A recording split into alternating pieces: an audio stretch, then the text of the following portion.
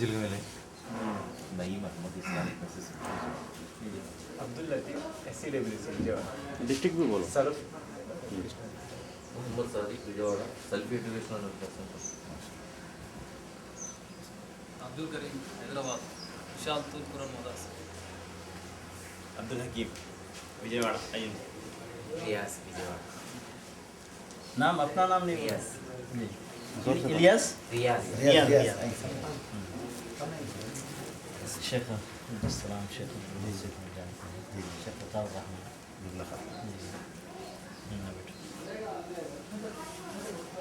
بسم اللہ الرحمن الرحیم الحمد للہ رب العالمین والصلاة والسلام علی سید الانبیاء والمرسلین نبینا محمد وعلی آلہ وصحبہ اجمعین ومن تبعہم بإحسان الی یوم الدین. اللہ تعالیٰ کے شکر کے بعد میں آپ حضرات کا شکریہ ادا کرتا ہوں کہ آپ حضرات الحمدللہ یہاں جمع ہوئے اور دکتور کی دعوت کو آپ نے لبیک کہا. یہ آپس میں ملنا اور بیٹھنا یہ بہت بڑی برکت ہے جس کی وجہ سے دلوں میں قربت اور اتحاد اور محبت پیدا ہوتی ہے. اور خاص طور پر جو لوگ دعوت کے میدان میں کام کرتے ہیں ان کے لیے اور ضروری ہے کیونکہ شیطان جو ہے داعیوں کے ساتھ ہمیشہ جو ہے کوشش کرتا ہے کسی طریقے سے اس کو پھنسائیں اور ان کو لڑائیں, آپس میں ایک دوسرے میں دشمنی پیدا کریں. تو ہم لوگ الحمدللہ یعنی اللہ کی توفیق سے اگر یہاں جمع ہوئے ہیں تو یہ اللہ تعالیٰ کی بہت بڑی نعمت ہے اور یہ سلسلہ ہمیشہ رہنا چاہیے. دکتور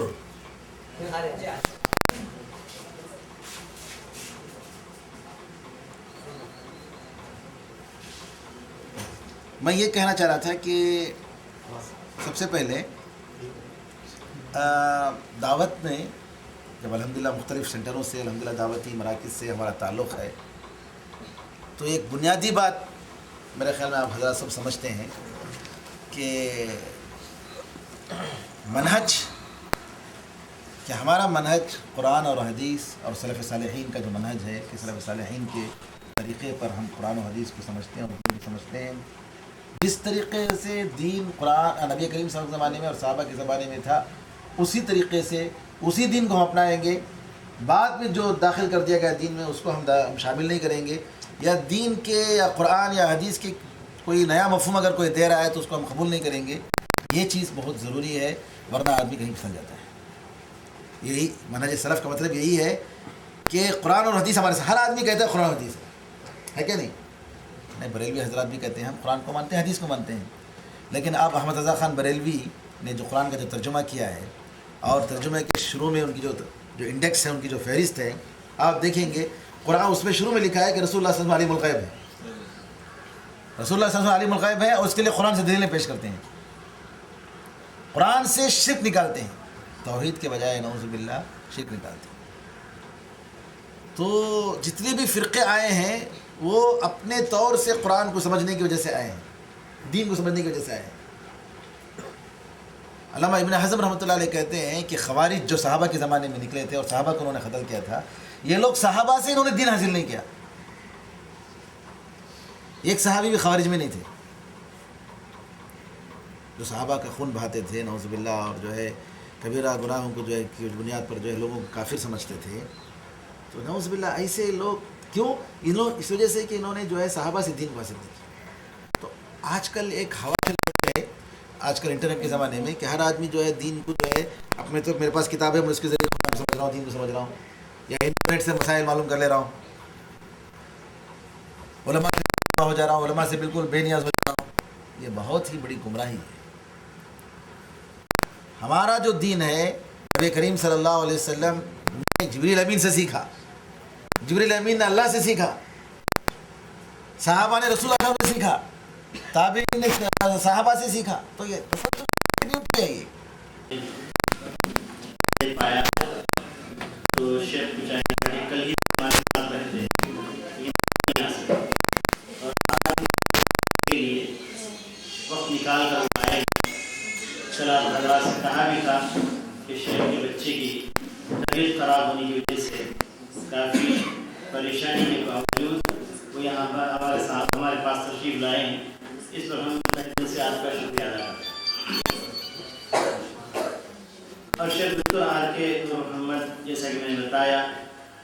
کہ ہمارے اس مرکز کے صدر بھی ہیں اور مرکز ابن القیم کے نائب صدر اور اسی طریقے سے جمعیت اہل حدیث تمل ناڈو کے جنرل سیکریٹری بھی اور اسی طریقے سے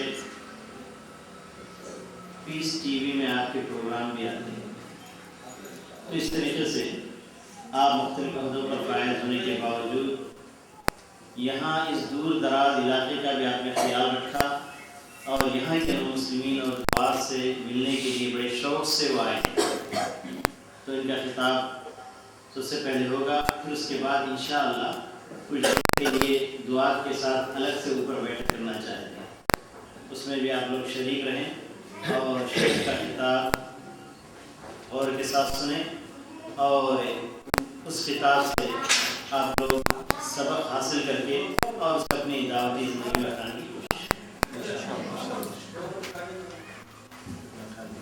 مسلمین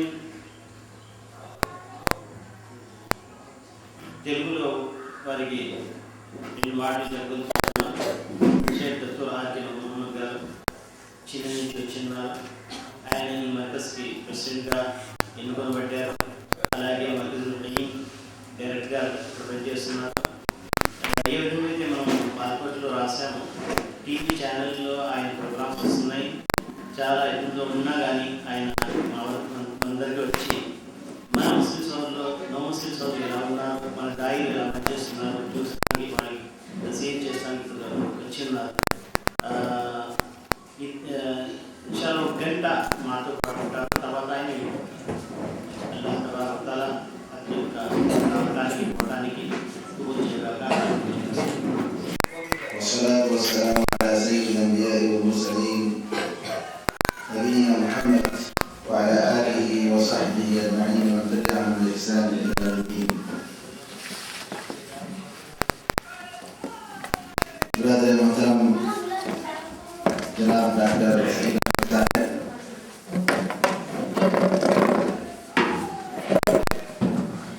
دارالبر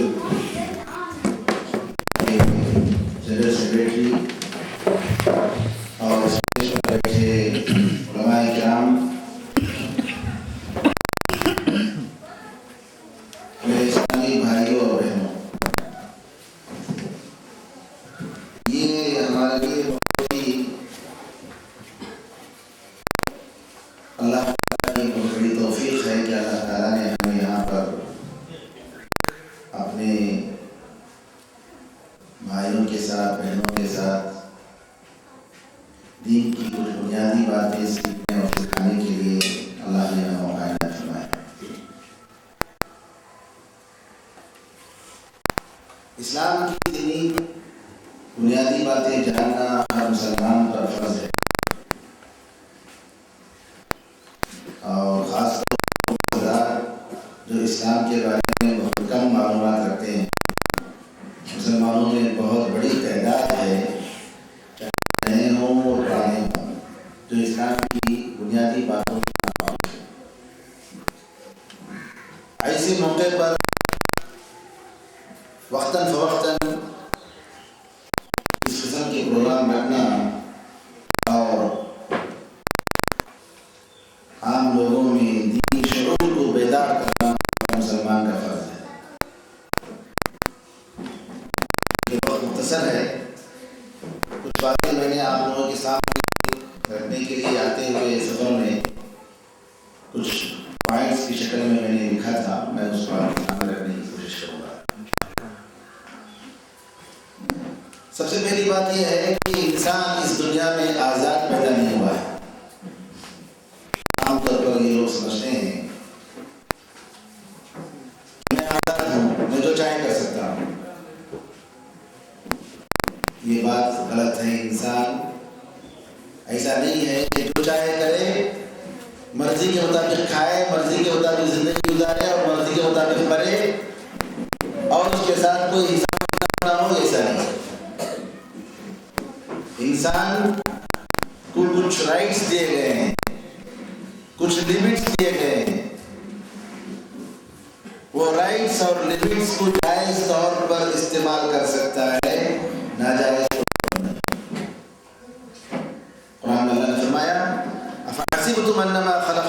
عبثا وأنكم إلينا لا ترجعون فتعالى الله الملك الحق لا إله إلا هو رب العرش الكريم. کیا تم یہ سمجھ رہے ہو کہ ہم نے تمہیں بیکار پیدا کیا؟ کیا تم یہ سمجھ رہے ہو کہ تم ہمیں ہمارے پاس دوبارہ واپس لوٹیں گے نہیں؟ اللہ تعالیٰ جو بادشاہ ہے، جو برحق ہے، ایسے بیکار کام کرنے سے بہت بلند ہے. اللہ تعالیٰ بیکار کام نہیں کرتا ہے. اللہ کے سوا معبود برحق کوئی نہیں. وہ بہت بڑے عرش کریم کا پروردگار ہے. جب ایک معمولی انسان اگر کوئی بیکار کام کرتا ہے تو کہتے ہیں کہ اس کی عقل چلی گئی ہے. تو سبحان اللہ، اللہ تعالیٰ جو کہ ساری جہاں کا خالق ہے، ساری دنیا کو پیدا کرنے والا ہے، وہ کیسے ہو سکتا ہے کہ بغیر کسی مقصد کے، بغیر کسی حکمت کے، بغیر کسی ہدف کے، بغیر کسی گول کے ساری دنیا کو اور انسان کو پیدا کرے؟ ہرگز نہیں. تو انسان اس دنیا میں وہ آزاد نہیں ہے جس معنی میں لوگ سمجھتے ہیں. میں جو چاہے کر سکتا ہوں، میں جو چاہے کر سکتا ہے، جو چاہے مرضی کے مطابق کر سکتا ہے، تو وہ اللہ ہے. اللہ کے سوا کوئی لا يسأل عما يفعل وهم يسألون. جو کچھ بھی وہ کرتا ہے اس سے کوئی پوچھنے والا نہیں،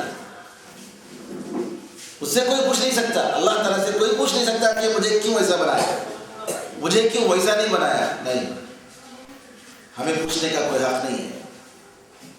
لیکن ہم لوگوں سے اللہ پوچھے گا. اللہ تعالیٰ کو حق ہے کہ اللہ تعالیٰ ہم سے پوچھے. تو انسان اس دنیا میں اس طریقے سے نہیں پیدا کیا گیا کہ وہ جو چاہے کر سکتا ہے، جو چاہے اسی طرح زندگی گزار سکتا ہے، بلکہ اس کو اللہ کے بتائے ہوئے لمٹ کے مطابق زندگی گزارنا ہے. اور دوسری بات، اللہ تعالیٰ کے پاس جو دین ہے، پسندیدہ دین،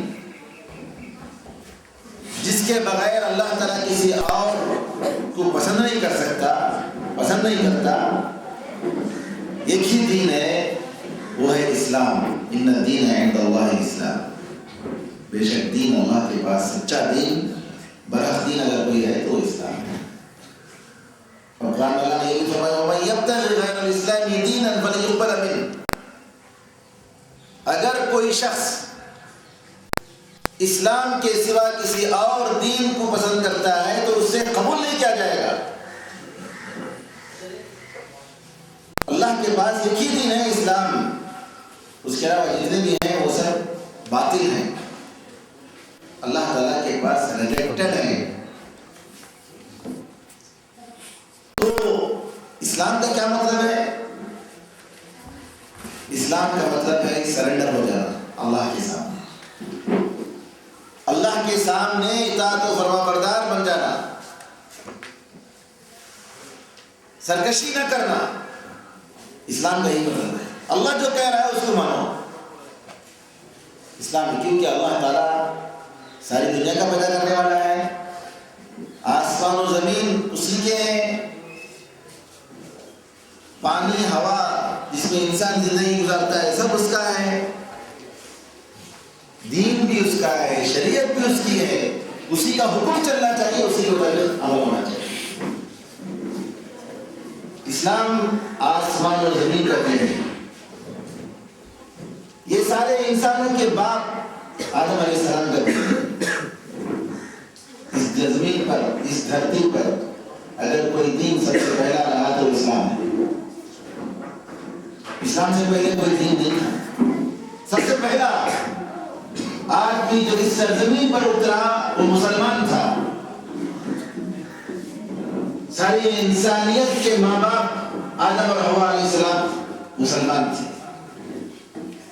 اسلام یہ وہ دین ہے جو ساری انسانیت کو سکون دے سکتا ہے، امن دے سکتا ہے، عزت دے سکتا ہے، بلندی دے سکتا ہے، دنیا اور آخرت میں کامیابی دے سکتا ہے. اسلام دین فطرت ہے. اسلام کی ہر بات سلیم العقل انسان کے عقل میں آتی ہے، سمجھ میں آتی ہے، اس کی حکمتیں سمجھ میں آتی ہے. اس اسلام نے جو قانون بنایا ہے، یہ شریعت جو بنائی ہے، جو اس کی عبادتیں ہیں، جو اس کے عقائد ہیں، وہ احکامات ہیں، کرمنل لا ہے، پرسنل لا ہے، سب کی سب اس کی حکمت ہے. حکمت سے کوئی خالی نہیں. اسلام یہی برحق دین ہے. اس کی بہت سارے دلائل ہیں، اور سب سے پہلا اور سب سے بڑا اگر کوئی پروف ہے تو یہ قرآن کریم ہے، اللہ کی کتاب جس میں بے شمار نشانیاں ہیں. اور قرآن بھی جیسے اس سے پہلے چیلنج کیا تھا، آج بھی چیلنج کرتا ہے. ساری انسانیت سے چیلنج کرتا ہے کہ اگر تم شک کرتے ہو کہ اللہ کی کتاب نہیں ہے، خدا کی کتاب نہیں ہے، تو اس جیسی کوئی کتاب لاؤ. قرآن میں بے شمار معجزات ہیں. نبی کریم صلی اللہ علیہ وسلم کی زندگی میں بے شمار معجزات ہیں. اسلام کی جو قوانین ہیں وہ خود اس بات کے لیے کافی ہیں کہ ان کو دیکھ کر آدمی مسلمان ہو جائے. آج ہر جگہ پر اقتصادیات کی گراوٹ ہے. جہاں دیکھو پیسے کرنسی گر رہی ہے، اقتصادی حالت گر رہی ہے. جی اسلام آج لوگ غیر مسلم لوگ کہتے ہیں کہ اسلامک بینکنگ کا جو سسٹم ہے وہ لاؤ. اسلامک بینکنگ کا سسٹم خود غیر مسلم کہہ رہے ہیں کیونکہ اس میں انصاف ہے، ظلم نہیں ہے، سود کا سسٹم نہیں ہے. رسول اللہ صلی اللہ علیہ وسلم کی زندگی 23 سالہ زندگی میں کس طریقے سے آپ نے ایک غیر مہذب قوم کو کیسے آپ نے بنا دیا، قوموں دنیا کے لیڈر بن گئے، اور کس قسم کا دستور آپ نے بنایا، لوگوں کے سامنے پیش کیا، کیسے راستہ بتایا، کیسے ہدایت کی باتیں بتائی. 23 سالہ زندگی میں آپ اکیلے تھے، اور کیسے دیکھتے دیکھتے 20-23 سالہ زندگی میں ہزاروں مخالفتوں کے باوجود نبی کریم صلی اللہ علیہ وسلم نے اور آپ کے صحابہ نے جو نمایاں کارنامہ انجام دیا وہ خود ایک بہت بڑا معجزہ ہے. اس کو دیکھ کر ایک آدمی آسانی سے پہچان سکتا ہے کہ یہی ایک سچا مذہب ہے. مسلمان اسلام ایک سچا مذہب ہے، اور اتنے مذہب میں سب باتیں ہیں. رسول اللہ صلی اللہ علیہ وسلم نے جو باتیں بتائی ہیں حدیثوں میں کہ میرے بعد ایسے ہوگا، ایسے ہوگا، ایسے ہوگا، اور وہ ہم دیکھ رہے ہیں کہ دن بدن بالکل سچ ہو رہی ہے، جیسے آپ نے بتایا ویسے ہو رہی ہے. اس میں ایک بہت بڑا معجزہ ہے اسلام کی حقانیت پر، رسول اللہ صلی اللہ علیہ وسلم کی صدق نبوت پر. رسول اللہ صلی اللہ علیہ وسلم کی دعائیں اگر آپ غور کریں گے کہ نبی کریم صلی اللہ علیہ وسلم نے جو دعائیں کی اور دعائیں سکھائی، ان دعاؤں میں جو معانی ہیں اور ہر زمانے کے لیے سبحان اللہ وہ دعائیں بالکل مناسب ہیں، ہر زمانے میں سوٹ ہوتی ہیں، ہر جگہ کے لیے سوٹ ہوتی ہیں. اس کو اگر آدمی غور کرے گا تو اس میں بھی ایک معجزہ ہے.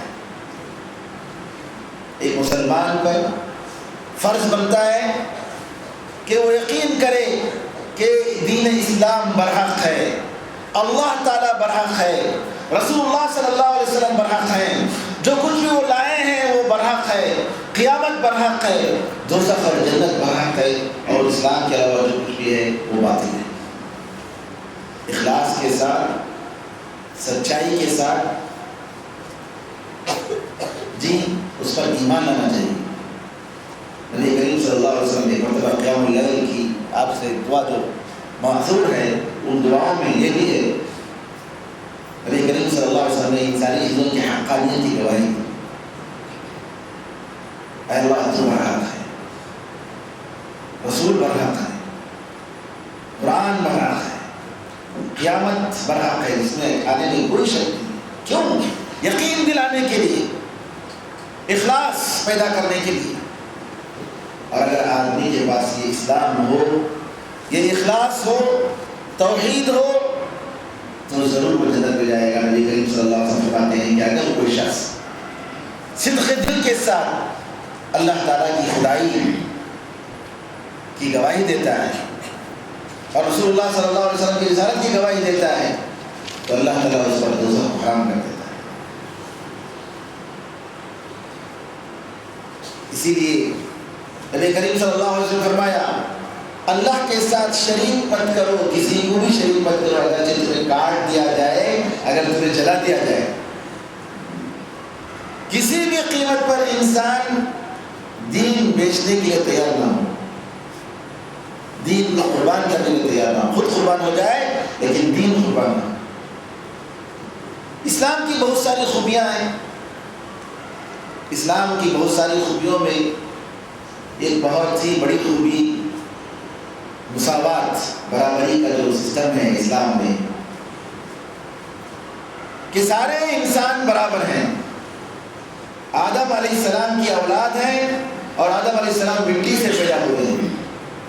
کسی بھی انسان کو کسی بھی دوسرے انسان پر کوئی فضیلت نہیں, کوئی فوقیت نہیں. کسی کالے کو کسی گورے پر, کسی گورے کو کسی کالے پر, کسی عرب کو کسی عجم پر, کسی عجم کو کسی عرب پر. جیسا کہ آج دنیا کے لیے نا فرسٹ ورلڈ, سیکنڈ ورلڈ اور تھرڈ ورلڈ, انڈیا اور یہ جو بنگلہ دیش اور پاکستان یہ سب تھرڈ ورلڈ میں آتے ہیں, غریب ممالک میں. تھرڈ ورلڈ افریقہ وغیرہ سب غیر ترقی یافتہ. اسلام میں ایسی تقسیم نہیں ہے. اسلام میں اگر کسی چیز کی تقسیم ہے تو تقویٰ کی بنیاد پر, جس کے اندر جتنا ایمان ہوگا, پختگی ہوگی, جس کا جتنا اچھا عمل ہوگا, اتنا زیادہ وہ اللہ تعالیٰ کے پاس پسندیدہ اور نیک بندہ ہوگا.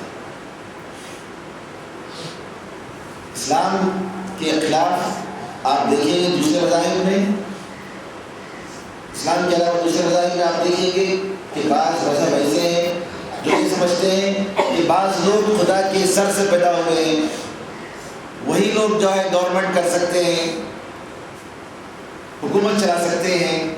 بعض لوگ پیٹ سے پیدا ہوئے ہیں, ان لوگوں کا کام جو ہے کھیتی باڑی کا کام اور انسان کے پیٹ پالنے کے لیے چیزوں کا انتظام کرنا ہے, تجارت کرنے کا کام ہے. بعض لوگ پیر سے پیدا ہوئے, نعوذ باللہ, خدا کے ان کے تصور کے مطابق خدا کے پیر سے, اور ان کا کام یہ ہے کہ اوپر کے جتنے لوگ ہیں ان کی خدمت کریں. نعوذ باللہ, یہ غلط تصور, اور جس کی وجہ سے طبقاتی سسٹم کی وجہ سے یہ کاسٹ کا جو سسٹم ہے, جس کی وجہ سے انسان دوسرے انسان کو ذلیل بناتا ہے, غلام بناتا ہے. پیپروں میں آپ دیکھتے رہتے ہیں بعض علاقوں میں بعض باربر لوگ جو حجام ہوتے ہیں, بال بنانے والے, ان کے دین میں ہے کہ بڑے لوگوں کو, دوسرے لوگوں کے پیر کو وہ لوگ دھوئیں گے. حجام جو ہے کیا کرے گا, نعوذ باللہ, برہمن کے یا اونچے طبقے کے لوگوں کے پیر کو دھوئے گا. اور اڑیسہ میں ایسا ہوا کہ وہاں کی کچھ حجاموں نے کہا کہ ہم یہ رسم نہیں کریں گے, تو وہاں کے لوگوں نے نکال دیا بستی سے. جب ان کی عزت کا سوال ہوا اور وہ کھڑے ہوئے اپنی عزت کے لیے تو بستی والوں نے نکال دیا. اسلام یہ نہیں کہتا ہے. اسلام میں آپ نماز میں دیکھیں گے سب لوگ برابر ہیں, چاہے وہ آج کا مسلمان ہو یا 1000 سال پرانا مسلمان ہو. اگر وہ علم میں پرانے مسلمانوں سے زیادہ اس کی حیثیت ہے, وہ اچھا علم رکھتا ہے, قرآن پڑھتا ہے, تو سب کی امامت کرے گا اور کر سکتا ہے, اور بہترین سے بہترین پوسٹ اس کو دے سکتے ہیں. اسلام میں الحمدللہ علم اور عمل کی بنیاد پر ہے, خاندان اور قبیلے کی بنیاد پر نہیں, جگہ اور رنگ اور زمین کی بنیاد پر نہیں. یہ اسلام کی خوبی. اسلام کی بہت بڑی خوبی یہ ہے کہ یہ آسمانی اور الہی شریعت ہے, قانون ہے, اور ہر زمانے کے لیے اور ہر جگہ کے لیے سوٹیبل ہے. جو اسلام عرب میں سوٹیبل ہے, بالکل یہاں بھی, ہندوستان میں بھی, امریکہ میں بھی, یورپ میں بھی. آج سے 1400 سال پہلے وہ زمانہ جب اسلام کو پوری طریقے سے نافذ کیا گیا, تو آج بھی یہی اسلام, یہی قانون الحمدللہ آپ جہاں بھی چاہیں آپ فٹ کر سکتے ہیں. آپ دیکھیں گے جہاں اس قانون کو, اسلام کے قانون کو جہاں لاگو کرتے ہیں وہاں امن و امان آتا ہے, اللہ تعالیٰ کی طرف سے رحمتیں اور برکتیں آتی ہیں. جیسے آج سے 1400 سال پہلے نبی کریم صلی اللہ علیہ وسلم کے زمانے میں ہوا تھا، بالکل آج بھی اسلام ہی وہ شریعت ہے، ورنہ انسان کی بنائی ہوئی شریعت ایسی ہو نہیں سکتی۔ اسلام میں سارے انسانوں کا حل ہے، لوگوں کے مسائل، افراد کے مسائل کا حل ہے، سوسائٹی اور حکومتوں اور ملک کے مسائل کا حل ہے۔ جتنے مسائل ہیں ان تمام مسائل میں اسلام بہترین راستے کی طرف گائیڈنس دیتا ہے۔ اسلام امن و امان اور پیس کی طرف بلاتا ہے، بربادی اور لوگوں کو ختم کرنے اور لاپارہ جائیداد اور خزانوں اور مالوں کو ختم کرنے کی طرف اسلام نے بلاتا۔ آج لوگوں نے اسلام کو بدنام کیا ہے کہ اسلام ٹیررزم ہے، دہشت گردی ہے۔ نہیں، اسلام کا جو بھی قانون ہے وہ سب الامن و سلامتی کے لیے، پیس کے لیے، لوگوں میں محبت پیدا کرنے کے لیے، لوگوں کو جوڑنے کے لیے، لوگوں میں بھائی چارگی پیدا کرنے کے لیے۔ حج الحمدللہ ذی الحجہ کی آج یہ دوسری تاریخ ہے اور حجاج مکے میں جمع ہوئے ہیں، پوری دنیا کے حاجی لوگ جمع ہوئے ہیں۔ آپ دیکھیں گے کہ کس طریقے سے مکہ مکرمہ میں کالے گھوڑے مالدار اور غریب کس طریقے سے جمع ہوتے ہیں۔ اسلام سارے لوگوں کو جوڑتا ہے اور جوڑنے کے لیے آیا ہے، محبت پیدا کرنے کے لیے آیا ہے۔ اسلام بہترین اخلاق کی طرف بلاتا ہے، والدین کی اطاعت و فرما برداری کرنا، بڑوں کی عزت کرنا، چھوٹوں پر رحم کرنا، عورتوں اور بچوں پر رحم کرنا، یتیموں پر رحم کرنا، پڑوسیوں کے ساتھ اچھا سلوک کرنا، مہمان نوازی کرنا، مظلوم کی مدد کرنا، ظالم کو ظلم سے روکنا، فقیر اور مسکین اور ہر ضرورت مند کی طرف اس کی ضرورت کا خیال کرنا، یہ اسلام حکم دیتا ہے۔ اور اسلام یہ کہتا ہے کہ کلمہ طیبہ بھی صدقہ ہے، یعنی اچھی بات اگر آپ کہیں گے، آپ کی زبان سے نکالیں گے تو یہ بھی ایک صدقہ ہے۔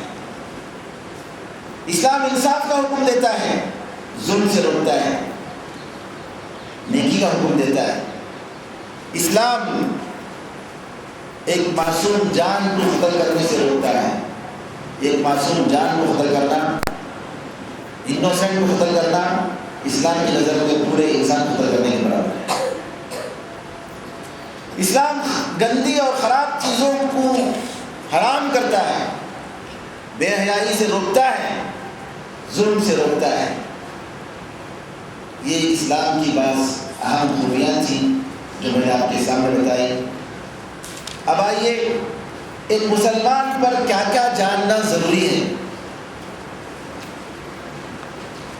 ایک مسلمان پر جاننا ضروری ہے کہ اللہ تعالیٰ اس کا پیدا کرنے والا ہے، اس کا پالنے والا ہے، وہی رزق کا انتظام کرتا ہے، اسی کی عبادت ہونی چاہیے، اسماء و صفات میں تنہا ہے، اس کے علاوہ کسی سے مانگنا جائز نہیں، اسی پر بھروسہ کرنا چاہیے، اسی سے امیدیں رکھنی چاہیے۔ عبادت کی ساری قسمیں اس کی ہیں، نماز اور عاجزی اور جھکنا، سر جھکانا، ڈرنا، نظر اور ذبح کرنا، سجدے، یہ سب اللہ کے لیے ہونا چاہیے۔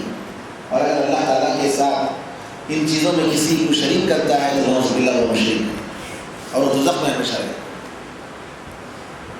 دوسری بات، ایک مسلمان کو یہ معلوم ہونا چاہیے کہ رسول اللہ صلی اللہ علیہ وسلم اس کے نبی اور رسول ہیں، وہ آخری نبی ہیں، آپ کے بعد کوئی نبی آنے والا نہیں، اور ان کے ہر حکم کو ماننا واجب ہے، اور جو کچھ انہوں نے کہا ہے وہ سچی بات ہے۔ اور اگر کوئی شخص دین میں نبی کریم صلی اللہ علیہ وسلم کی سنت کے علاوہ کوئی اور راستہ اور عمل اپنے طرف سے کرتا ہے تو وہ بدعت ہے اور وہ گمراہ ہے، اس کی بات قبول نہیں کی جائے گی۔ نبی کریم صلی اللہ علیہ وسلم کی سنت نوح علیہ السلام کی کشتی ہے، جو سنت پر عمل کرے گا وہ نجات پائے گا، اور نعوذ باللہ جو سنت سے دور رہے گا وہ برباد ہو جائے گا۔ ایک مسلمان کے لیے ایمان رکھنا ضروری ہے کہ فرشتے جتنے بھی ہیں، ملائکہ جتنے بھی ہیں، وہ سب برحق ہیں، اللہ نے ان کو پیدا کیا، نور سے پیدا کیا، اور اللہ تعالیٰ ان کے ذمے بہت سارے کام دیا ہے، وہ اپنی ڈیوٹی کرتے ہیں اور اللہ تعالیٰ کی نافرمانی. اللہ تعالیٰ نے انسانوں کی ہدایت کے لیے آسمان سے کتابیں نازل فرمائی. آخری کتاب قرآن کریم ہے جو ساری انسانوں کے لیے ہدایت ہے، اور سارے انسانوں کو قرآن کریم پر ایمان لانا ضروری ہے. ایک مسلمان کے لیے ایمان لانا ضروری ہے کہ اللہ نے محمد صلی اللہ علیہ وسلم سے پہلے بہت سارے رسولوں کو بھیجا ہے، ان پر بھی ہم ایمان لاتے ہیں. ایک مسلمان کے لیے یہ ایمان لانا ضروری ہے کہ اللہ تعالیٰ جو کچھ بھی پہلے تھا اس کو جانتا ہے، جو فیوچر میں ہوگا اس کو بھی جانتا ہے، اور اگر کوئی چیز نہیں ہوئی، اگر وہ ہوتی تو کیسے ہوتی وہ بھی جانتا ہے. تقدیر پر ایمان لانا، تقدیر یہ بہت بڑی نعمت ہے. کیوں؟ تاکہ جو بھی نعمت ملے اس پر ہم فخر نہ کریں، اور جو مصیبت آئے اس پر افسوس نہ کریں. تقدیر ایک بہت بڑی نعمت ہے کہ اللہ نے تقدیر میں لکھا ہے، ہم اس پر ایمان لاتے ہیں. ہر مصیبت کے سامنے انسان، چاہے وہ مصیبت کتنا بڑا پہاڑ ہو جائے، آدمی ایک مومن بندہ یہ کہہ کر صبر کرتا ہے کہ اللہ نے لکھا ہے، یہ پہلے ہی لکھا ہوا تھا، ہم اس پر ایمان لائیں گے. اور ایک مومن یہ یقین کرتا ہے کہ یہ دنیا ختم ہوگی، اور ایک کہ اللہ تعالیٰ قیامت کے دن سارے لوگوں کو زندہ کرے گا اور سب کو اللہ کے سامنے جواب دینا ہوگا. ان اہم معلومات کے بعد اس اسلام کو حفاظت کرنے کی ضرورت ہے، اس ایمان کو بچانے کی ضرورت ہے. جیسے اگر کوئی آدمی وضو کرتا ہے نماز کے لیے تو وہ باوضو ہے، لیکن اگر وہ استنجا کیا، پیشاب پیخانہ کیا، یا ہوا نکل گئی، یا وہ سو گیا تو اس کا وضو ٹوٹ گیا ہے کیا نہیں؟ بالکل اسی طریقے سے اگر کوئی شخص ان ساری چیزوں پر ایمان لاتا ہے لیکن ایمان کا اور اسلام کے خلاف کچھ کام کرتا ہے تو بالکل ایسے کام کرنے سے نعوذ باللہ وہ اسلام کے دائرے سے باہر نکل جاتا ہے، وہ کافر بن جاتا ہے. چاہے وہ مسلمان اپنے آپ کو کہے، چاہے مسلمانوں کا نام ہو، چاہے وہ نماز پڑھتا ہو، چاہے وہ روزہ رکھتا ہو، چاہے وہ حج کرتا ہو. لہذا اپنے ایمان کو بچانا چاہیے، اور اسلام کے خلاف، اسلام کو توڑنے والی جو چیزیں ہیں، ایمان کو ختم کرنے والی جو چیزیں ہیں، ان سے بچنا چاہیے. وہ بہت ساری چیزیں ہیں، ان میں سے اہم 10 باتوں کا میں ذکر کرتا ہوں، کیونکہ عام طور پر ان چیزوں کی وجہ سے لوگ اپنے ایمان کو ختم کر دیتے ہیں. اللہ تعالیٰ سے دعا ہے کہ اللہ تعالیٰ میرے اور آپ کے ایمان کو بچائے. سب سے پہلے شرک. اللہ نے فرمایا لئن اشرکت لیحبطن عملک ولتکونن من الخاسرین.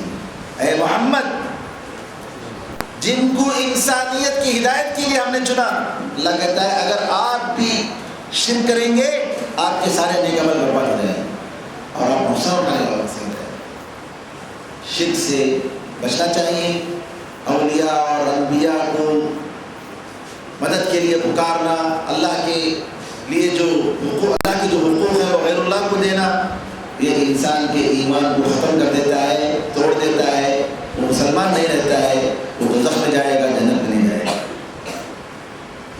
دوسری چیز، اگر کوئی شخص اللہ کے اور بندوں کے درمیان، اپنے درمیان کچھ ایسے جھوٹے خدا بنا لیتا ہے کہ جن کے تھرو اللہ تعالیٰ کے پاس پہنچنے کی کوشش کرتا ہے، ان سے شفاعت مانگتا ہے، ان پر بھروسہ کرتا ہے، یہ بھی شرک کی قسم ہے.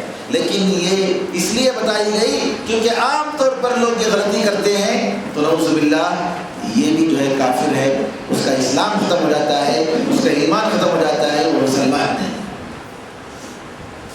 تیسری بات، اگر کوئی شخص شرک کرنے والوں کو، کفر کرنے والوں کو کافر نہیں سمجھتا ہے، ان کے کفر میں شک کرتا ہے اور یہ سمجھتا ہے کہ چلو وہ بھی ٹھیک ہے، یہ بھی ٹھیک ہے، تو نعوذ باللہ وہ بھی مسلمان نہیں، کافر ہے.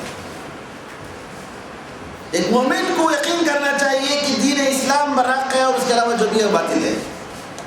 غیر اللہ کی جو عبادت کرتا ہے وہ مسلمان نہیں، وہ کافر ہے، اس کو یقین کرنا چاہیے.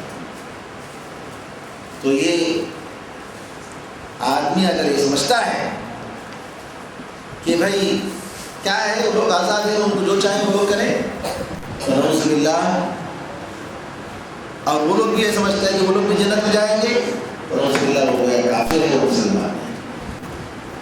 چوتھی چیز، اگر کوئی یہ سمجھتا ہے کہ نبی کریم صلی اللہ علیہ وسلم کی شریعت سے بڑھ کر فلاں کی شریعت زیادہ اچھی ہے، فلاں کا قانون زیادہ بہتر ہے، چاہے وہ اسلام کے پورے مسائل میں یا زندگی کے کوئی مسئلے میں یہ سمجھتا ہے کہ مثال کے طور پر فائنانس کے معاملے میں اسلام کی شریعت ٹھیک نہیں، نعوذ باللہ، یا پرسنل لا میں اسلام کی شریعت اور اسلام کا قانون مناسب نہیں ہے، نعوذ باللہ، یا یہ سمجھتا ہے کہ انہیریٹنس وراثت کے مسئلے میں اسلام نے جو بتایا ہے وہ برابر نہیں بتایا ہے، یا وہ یہ سمجھتا ہے کہ مسلمان اسلام نے عورت کے ساتھ ظلم کیا ہے، نعوذ باللہ، عورت کے تعلق سے اسلام کی شریعت وہ پرفیکٹ نہیں ہے، نعوذ باللہ، ایسا کوئی سمجھتا ہے تو وہ اسلام سے نکل جاتا ہے، وہ کافر بن جاتا ہے، وہ مسلمان نہیں رہتا ہے. یہ ضرورت ہے اس بات کی کہ ہم یقین کریں کہ اللہ کی شریعت نبی کریم صلی اللہ علیہ وسلم نے جو بتایا ہے وہ طریقہ، وہ شریعت ہی سب سے پرفیکٹ اور سب سے زیادہ صحیح اور سب سے زیادہ افضل اور سب سے زیادہ کامل ہے.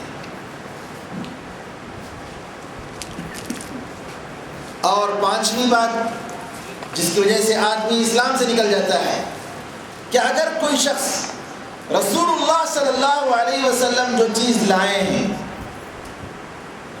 جو شریعت لائے ہیں، ان میں سے کسی چیز کو پسند نہیں کرتا ہے، اگرچہ کہ وہ اس پر عمل کر رہا ہے، لیکن وہ پسند نہیں کرتا ہے، بغض و عداوت سے اس کو دیکھ رہا ہے، ناپسندیدگی سے اس کو دیکھ رہا ہے یا اس پر عمل کر رہا ہے، تو نعوذ باللہ وہ بھی کافر ہو جاتا ہے. اللہ تعالیٰ کی کسی بات کو یا رسول اللہ صلی اللہ علیہ وسلم کی کسی بات پر عمل کرتے ہوئے پسند نہیں کرنا، ارے کیا جی رسول اللہ صلی اللہ علیہ وسلم ایسا بول دیا نا، ارے حدیث میں ایسا آ گیا نا، ایسا نہیں آتے تو اچھا تھا نا، ایسا نہیں بولتے تو اچھا تھا نا، کہیں کو بولتا رہے، کہیں کو اسلام میں ایسا آ گیا، نعوذ باللہ. اگر کوئی یہ خیال کرتا ہے تو مسلمان نہیں، وہ کافر بن گیا.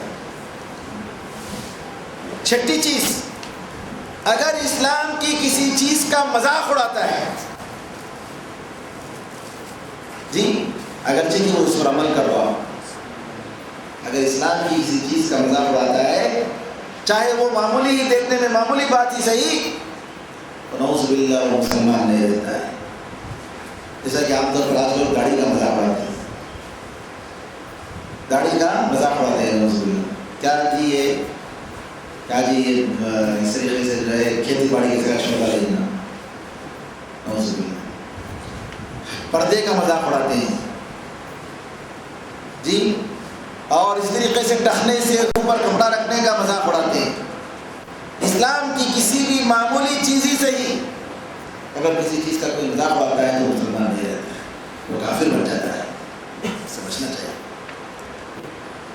جادو کرنا، جادوگر کے پاس جانا، جادوگر کی بات کو سمجھنا اور اس کی بات کو تصدیق کرنا، اس پر ایمان لانا، اس پر یقین کرنا، جادو کرنا اور کروانا، نعوذ باللہ اس سے آدمی ایمان سے نکل جاتا ہے اور کافر ہو جاتا ہے. مسلمانوں کے خلاف کفار و مشرکین کی مدد کرنا، مسلمانوں کے خلاف اس کی اسلام کے خاطر، اس کے دین کے خاطر، اس کی وجہ سے بھی آدمی ایمان سے نکل جاتا ہے، اسلام سے نکل جاتا ہے.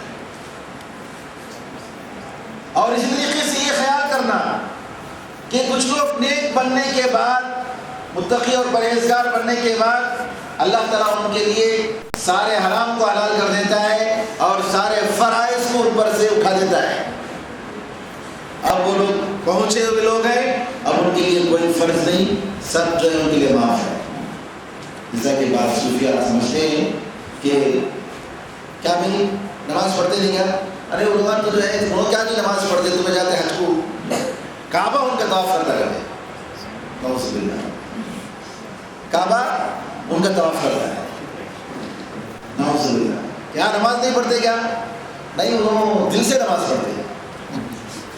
رسول اللہ صلی اللہ علیہ وسلم سکرات کی حالت میں آپ 2 آدمیوں کے سہارے پر پیر گھسیٹتے ہوئے جاتے ہیں اور نماز پڑھتے ہیں. اور یہ لوگ کیا کہتے ہیں؟ نعوذ باللہ، یہ چھوٹے ملا جو اپنے آپ کو صوفی کہتے ہیں کہ وہ ہمیشہ نماز میں دل سے نماز پڑھتے ہیں. تو نعوذ باللہ. تو اس طریقے سے اگر کوئی سمجھتا ہے تو وہ کافر ہے. اگر کوئی یہ سمجھتا ہے کہ نہیں، اس کو سارے حرام حلال ہو گئے اور جتنے فرائض ہیں سب اس سے ساقط ہو گئے، اب اس پر کوئی فرض باقی نہیں، کوئی واجب نہیں، نعوذ باللہ وہ مسلمان نہیں ہو رہا، وہ کافر ہے. اور اگر اسی طریقے سے دین سے کوئی اعراض کرتا ہے، دین کی طرف توجہ نہیں دیتا، پڑھتا نہیں، سیکھتا نہیں، کوئی فکر نہیں، جانوروں کی زندگی گزار رہا ہے جبکہ وہ مسلمان ہے،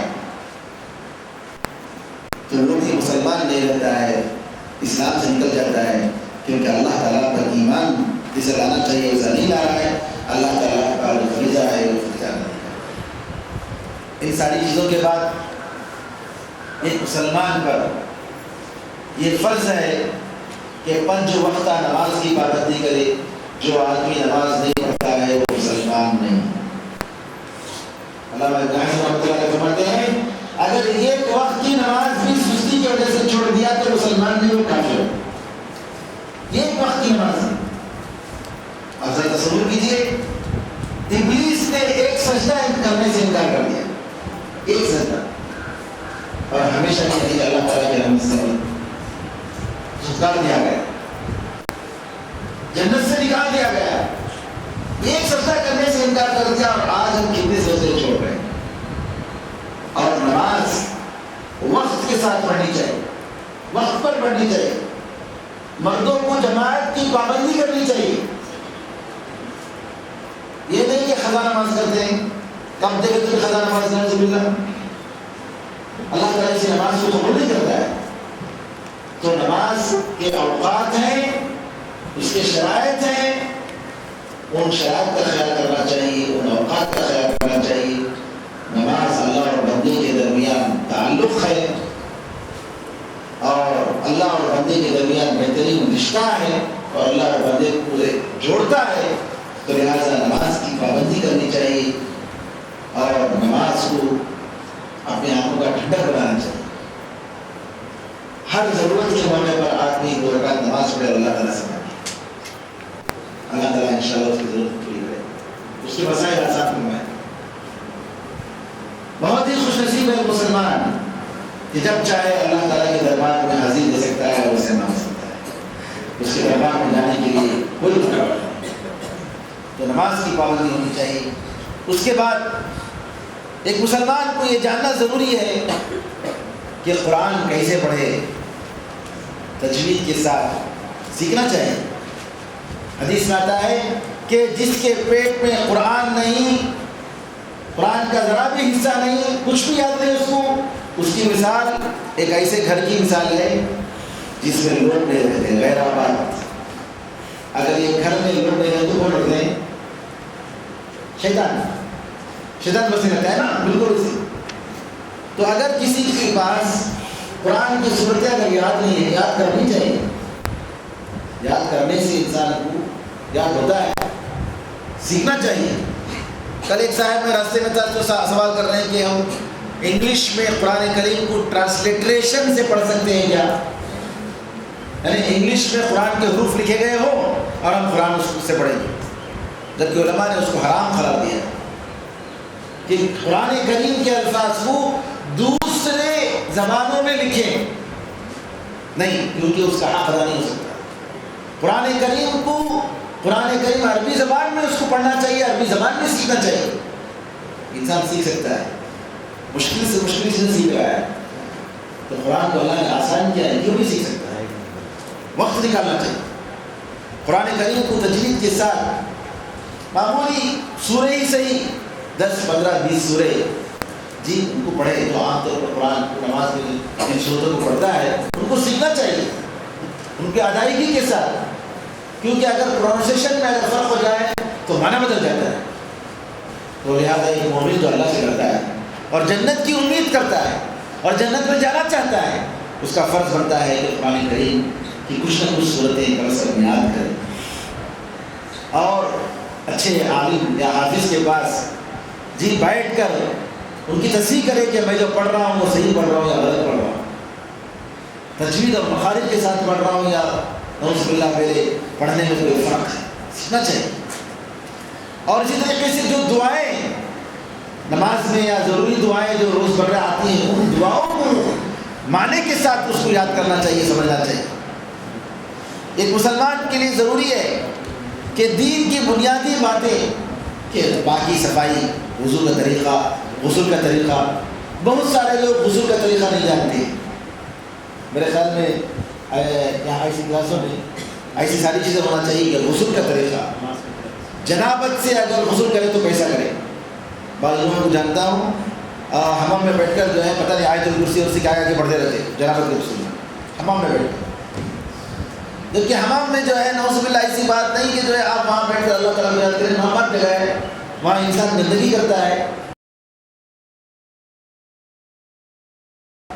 جی، استنجا کرتا ہے، غسل کی حالت میں غلاظت نکلتی ہے، اور وہاں بیٹھ کر نعوذ باللہ پتہ نہیں آیت الکرسی اور خروج برب الفلق خروج برب الناس پڑھتے ہیں، جبکہ نبی کریم صلی اللہ علیہ وسلم کا طریقہ نہیں تھا۔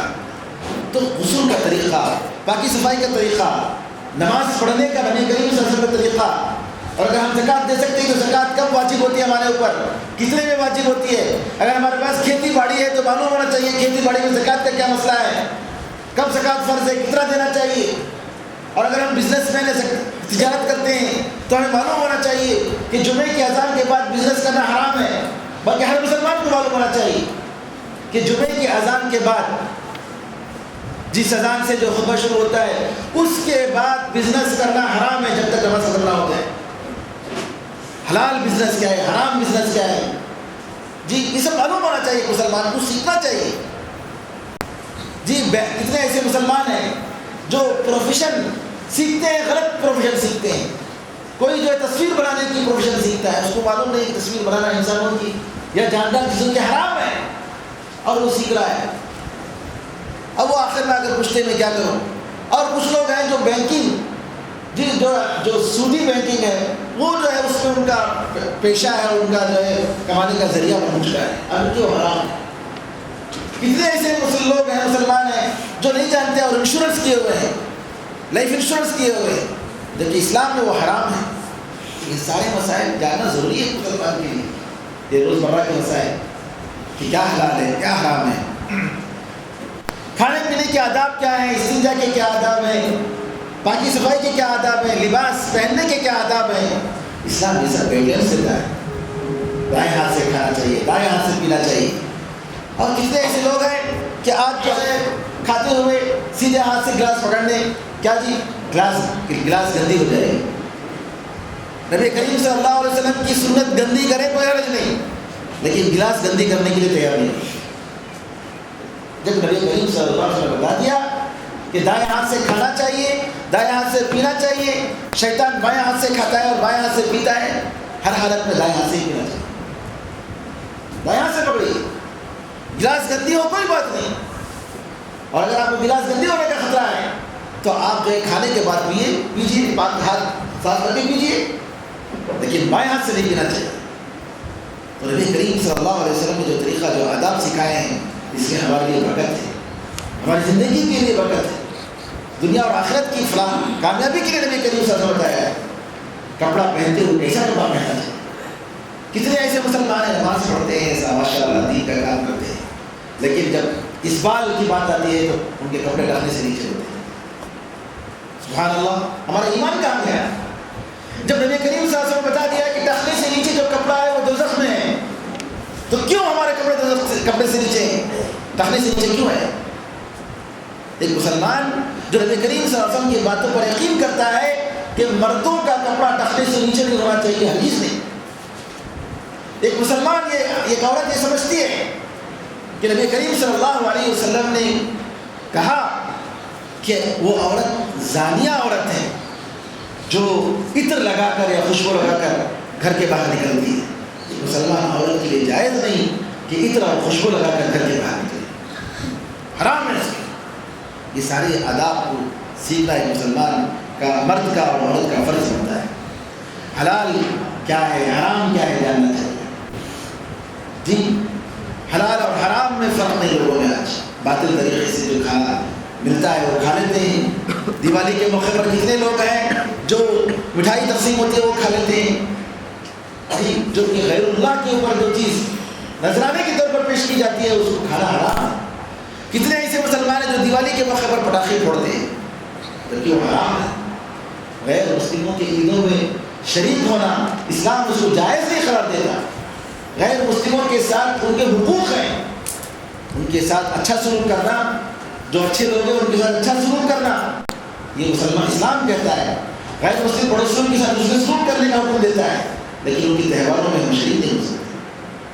من تشبہ بقوم فہو منہم، جو شخص کسی غیر مسلم کے ساتھ غیر مسلموں کا کام اگر کوئی کرتا ہے تو ان کے ساتھ ہے، اللہ ہے کبھی کریم صلی اللہ علیہ وسلم تو لہٰذا بچنا چاہیے۔ ایک مسلمان کو کھانے پینے میں حرام کیا ہے، لباس میں کیا حرام ہے، معاملات میں نکاح اور بزنس وغیرہ میں کیا حرام ہے معلوم ہونا چاہیے۔ کتنے ایسے مسلمان ہیں جو ماشاءاللہ، کتنے ایسے لوگ جو اسلام میں داخل ہوتے ہیں۔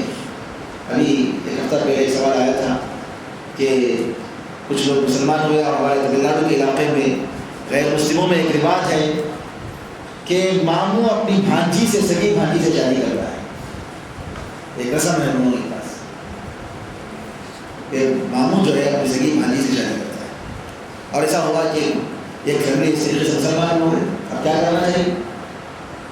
کیونکہ 2 بچے ہیں، اسلام میں بالکل حرام ہے کہ اپنے سگے رشتہ دار جن کو اسلام نے جن کے ساتھ شادی کرنے سے حرام قرار دیا ان سے شادی کرے۔ چچا اپنی بھتیجی سے، ماموں اپنی بھانجی سے ہرگز شادی نہیں کر سکتے، حرام ہے اسلام۔ ہر حالت میں ان کو جدا ہونا پڑے گا۔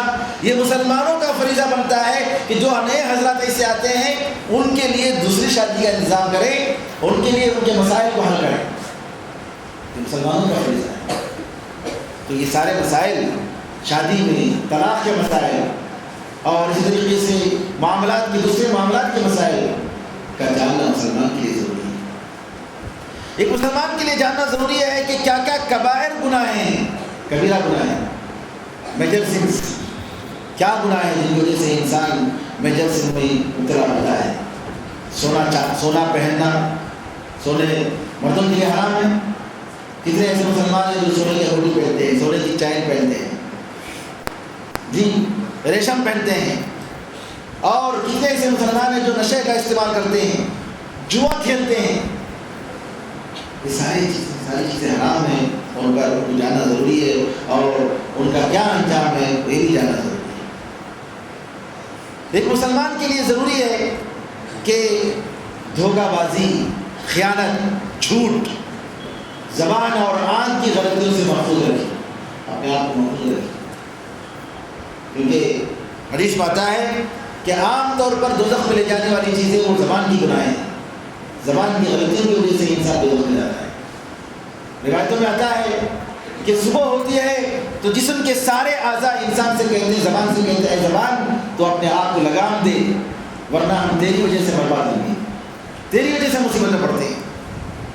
ایک مسلمان کے لیے ضروری ہے کہ علماء سے استفادہ کریں، علماء کے ساتھ رہیں،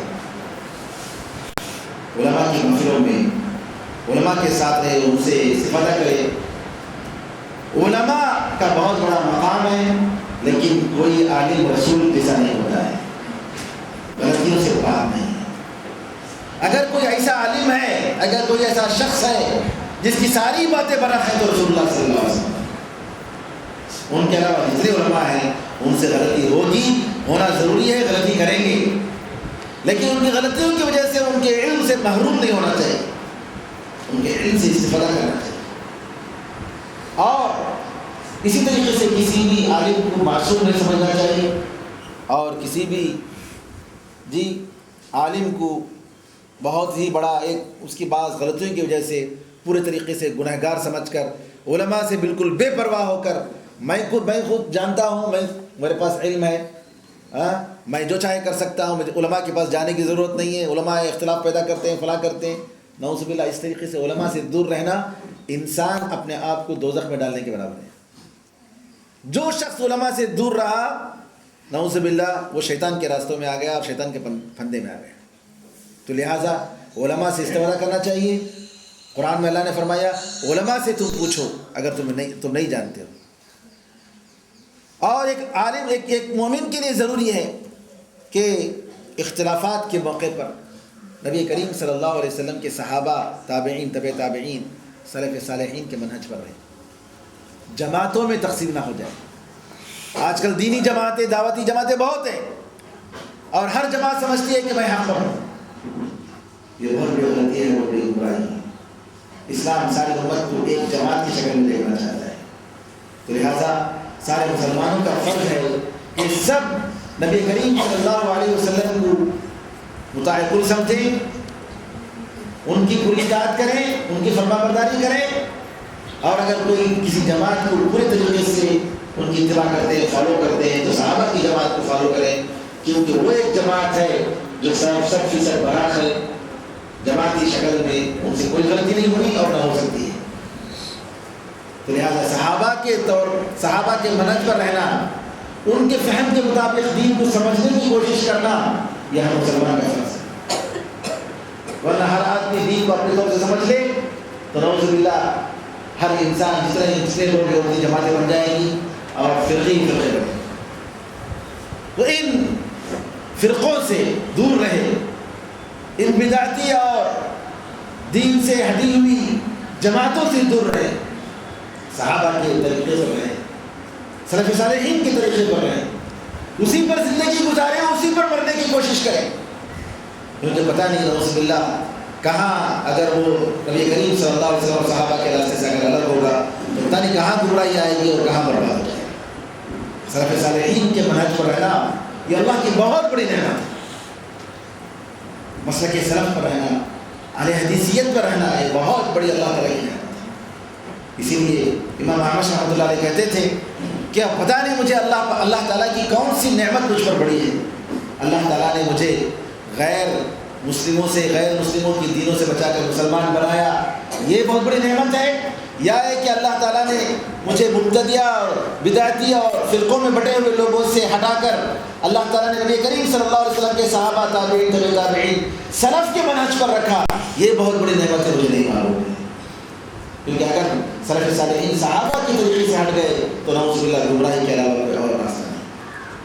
مسلمان کو چاہیے کہ ہمیشہ اللہ تعالیٰ کو یاد کرے، دعائیں کریں اور کمزور سمجھے اپنے آپ کو کہ میں اللہ تعالیٰ کے حق میں بڑی تقصیر کر رہا ہوں، اللہ کا حق میں ادا نہیں کر رہا ہوں، مجھ سے غلطیاں ہو رہی ہیں، میرے اوپر جو فریضہ ہے وہ ادا نہیں کر پا رہا ہوں. ہمیشہ انسان کو اپنی کمزوری پر نظر رکھنا چاہیے، اپنے گناہوں پر نظر رکھنا چاہیے اور احتساب نفس کرنا چاہیے، دعا کرتی رہنی چاہیے، اللہ تعالیٰ سے مانگنی چاہیے، استغفار کرنا چاہیے، اللہ کی یاد ہمیشہ کرنی چاہیے. اللہ اکبر، سبحان اللہ، الحمدللہ، لا الہ الا اللہ، استغفر اللہ ہمیشہ زبان پر رہنا چاہیے تاکہ اللہ تعالیٰ آدمی کو اس کی گناہوں سے بچائے اور اللہ تعالیٰ معاف فرمائے.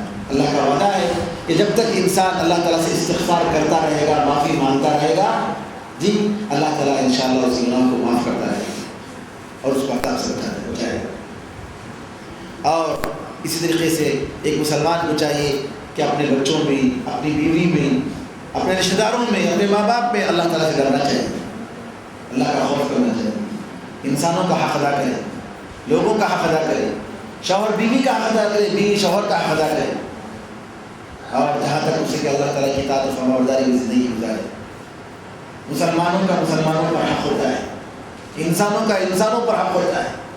ایک مومن کے لیے ضروری ہے کہ اس کی زندگی اللہ کے لیے ہو، اللہ کے بتائے ہوئے طریقے کے مطابق ہو، اللہ کے لیے اس کی زندگی ہونی چاہیے. قل ان صلاتی و نسکی و محیای و مماتی للہ رب العالمین، کہہ دیجئے میری نماز، میری زندگی، میری موت، میری قربانیاں، میری نماز، سب کچھ اللہ کے لیے. زندگی بھی اللہ کے لیے اور موت بھی اللہ کے لیے. وہ اللہ کے لیے زندگی گزارتا ہے، اپنے نفس کے لیے نہیں، لوگوں کے لیے نہیں، وہ اللہ کے لیے زندگی گزارتا ہے. ایک مسلمان کا فریضہ بنتا ہے کہ یہ ساری باتیں جاننے کے بعد، اس سارے حق کو اپنانے کے بعد دوسروں کو اس حق کے سے روشناس کرنے، جی اس کی نشاندہی کرنے کی طرف کوشش کرے، دعوت دینے کی کوشش کرے تاکہ زیادہ سے زیادہ لوگوں کو جنت میں داخل کرے. ताकि लोगों को दोज़ख के अज़ाब से बचाए, इस्लाह का काम करे, दावत का काम करे। एक मोमिन सेल्फिश नहीं होता है कि मैं बच गया काफ़ी, नहीं, दूसरों को दोज़ख से बचाने की कोशिश करता है। और उसकी दावत इल्म की रोशनी में होती है, बसीरत की रोशनी में होती है, अल्लाह की तरफ होती है, जमातों की तरफ नहीं होती है, अपने लीडर की तरफ नहीं होती है, अपने इमाम की तरफ नहीं होती है, बल्कि अल्लाह की तरफ उसकी दावत होती है। एक मोमिन की दावत और उसकी ज़िंदगी इसी तरीके से होती है। अल्लाह ताला से दुआ है कि अल्लाह ताला हमें और आपको दीन हक़ समझने और उसको अपनाने और उसी की तरफ दावत देने की तौफ़ीक़ फरमाए। अल्लाह ताला हमारे गुनाहों को माफ़ फरमाए, हमारे ख़ताओं को माफ़ फरमाए। अल्लाह ताला हमें और आपको वसीयत अता फरमाए और अल्लाह ताला के लिए ज़िंदगी गुजारने और अल्लाह ताला के लिए करने की तौफ़ीक़ अता फरमाए। इस दुनिया में मकसद होते हुए ला इलाहा इल्लल्लाह कहते हुए मकसद हूँ। मैं इन्हीं बातों पर मैं अपनी तक़रीर को ख़त्म करता हूँ। मैं अल्लाह ताला से दोबारा मैं दुआ करता हूँ कि अल्लाह ताला इस प्रोग्राम के ज़िम्मेदारों का, ख़ास तौर पर डॉक्टर सईद साहब का, जिन्होंने फ़ौरन इस प्रोग्राम के इनेकाद करने पर इज़हार किया और बहुत ही शौक़ के साथ उन्होंने ऐसे प्रोग्रामों को पहले भी और आगे भी इंशाअल्लाह तरतीब देंगे। अल्लाह ताला उनसे मज़ीद काम ले और उनकी खिदमत को कबूल फरमाए। और आप हज़रात को भी, आप बहनों को भी जो आए हैं और यहाँ बैठे हैं और दीन की दावतों को सीखने और सिखाने के लिए तशरीफ़ लाए हैं, उन सारे उलमाए किराम को, दुआत को, ज़िम्मेदारों को अल्लाह ताला जज़ाए खैर अता फरमाए। आमीन या रब्बल आलमीन। अल्हम्दुलिल्लाहि रब्बिल आलमीन। सल्लल्लाहु अलैहि वसल्लम अला नबीना मुहम्मद व अला आलिहि व सहबिहि వినోడ్తి వినాలి కదా అబ్దుల్ రహమాన్ విజయవాడ ఎంసీ मोहम्मद सैफुल्ला विजयवाड़ा AMC। अस्सलाम मेरा नाम अब्दुल लतीफ़ है, इंटरेस्ट है करने का। अब्दुल मजीद सेंटर सेंटर सेंटर गाँव कहाँ से? SCWC विजयवाड़ा। अब अपना इस्लामिक मैसेज होम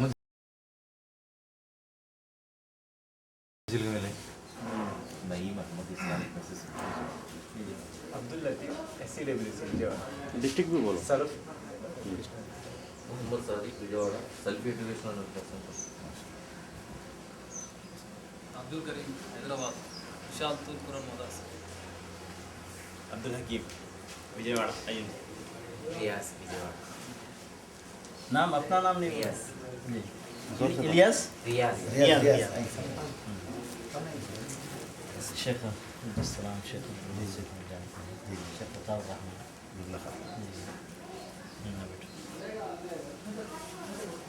बिस्मिल्लाहिर्रहमानिर्रहीम। अल्हम्दुलिल्लाहि रब्बिल आलमीन वस्सलातु वस्सलामु अला सय्यिदिल अंबिया'i वल मुरसलीन नबीना मुहम्मद व अला आलिहि व सहबिहि अजमईन व मन तबिअहुम बिइहसान इला यौमिद्दीन।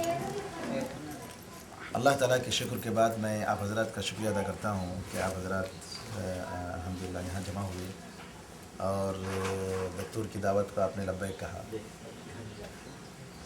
ये आपस में मिलना और बैठना ये बहुत बड़ी बरकत है, जिसकी वजह से दिलों में क़ुर्बत और इत्तेहाद और मोहब्बत पैदा होती है। और ख़ास तौर पर जो लोग दावत के मैदान में काम करते हैं उनके लिए और ज़रूरी है, क्योंकि शैतान जो है दाइयों के साथ हमेशा जो है कोशिश करता है किसी तरीके से इसको फंसाएं और इनको लड़ाएं, आपस में एक दूसरे में दुश्मनी पैदा करें। तो हम लोग अल्हम्दुलिल्लाह यानी अल्लाह की तौफ़ीक़ से अगर यहाँ जमा हुए हैं तो ये अल्लाह ताला की बहुत बड़ी नेमत है और ये सिलसिला हमेशा रहना चाहिए। दक्तूर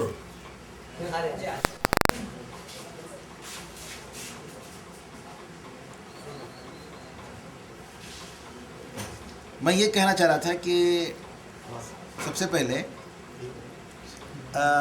दावत में जब अल्हम्दुलिल्लाह मुख्तलिफ़ सेंटरों से अल्हम्दुलिल्लाह दावती मराकिज़ से हमारा ताल्लुक़ है, तो एक बुनियादी बात मेरे ख़्याल में आप हज़रात सब समझते हैं कि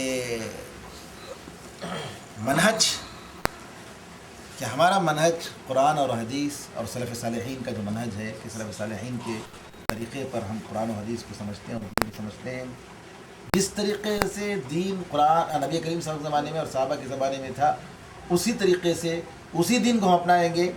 बाद में जो दाखिल कर दिया गया दीन में उसको हम शामिल नहीं करेंगे, या दीन के या कुरान या हदीस के कोई नया मफ़हूम अगर कोई दे रहा है तो उसको हम कबूल नहीं करेंगे।